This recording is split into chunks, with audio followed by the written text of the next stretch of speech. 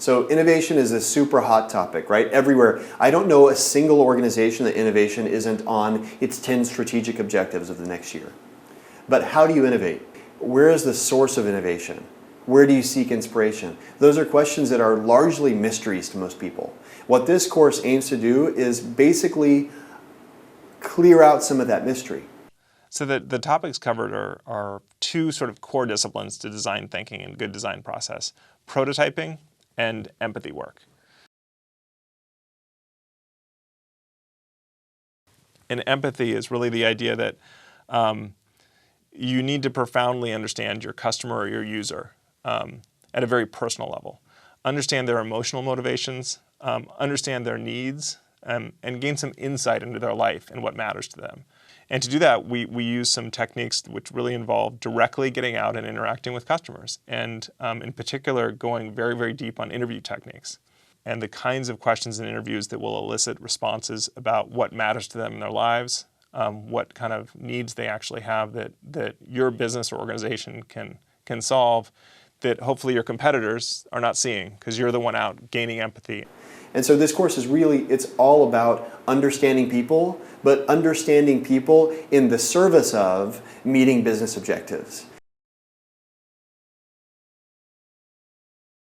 So often in business, we sort of seek to validate our ideas before we actually build them. When we think of the prototype as something that happens after we've built a business plan, we've done the market research, we've validated our ideas, then we might build a prototype to do a kind of a last minute test and then take it to market.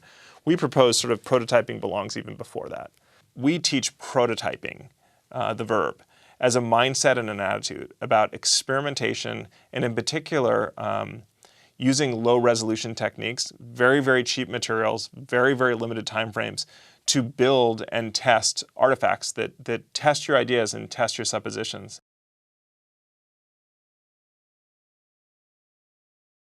The one thing to know about this course is it's not your typical online ed course. This course is going to require engagement of you. It's going to require a high level of activity. It's going to require some risk-taking. And it's going to require you actually try on some of these behaviors we're talking about. But those risks will pay off dividends for years to come. What we've done is we've created an experiential learning environment. You have to step into that environment.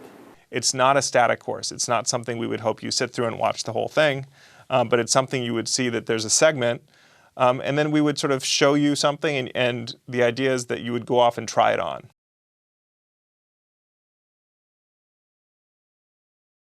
Failures of industry rarely come from the wrong answers. They usually come from the wrong questions.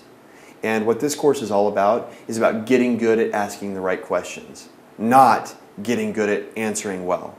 What we find is if you can ask the right provocative question, you'll get to really unexpected outcomes. You're 80% of the way there. Take away a feeling of the attitudes you take on in those.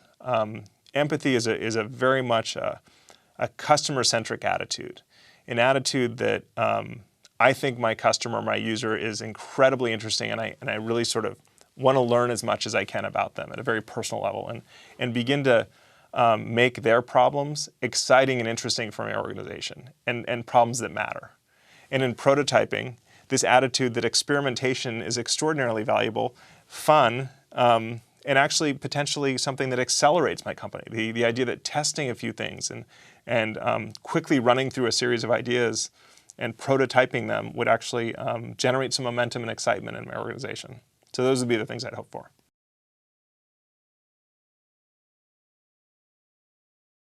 Advice for somebody who wants to be more innovative is start. It's not there's nothing to wait for. There's no particular formula. One of the things we talk a lot about with good creative work is a bias to action. And I'd say it's sort of one of the most important attributes for creative people is that they tend to just produce more and just be more active, trying things out, embracing sort of a spirit of experimentation. And I think that's really the thing I would say is if you want to be more creative, start.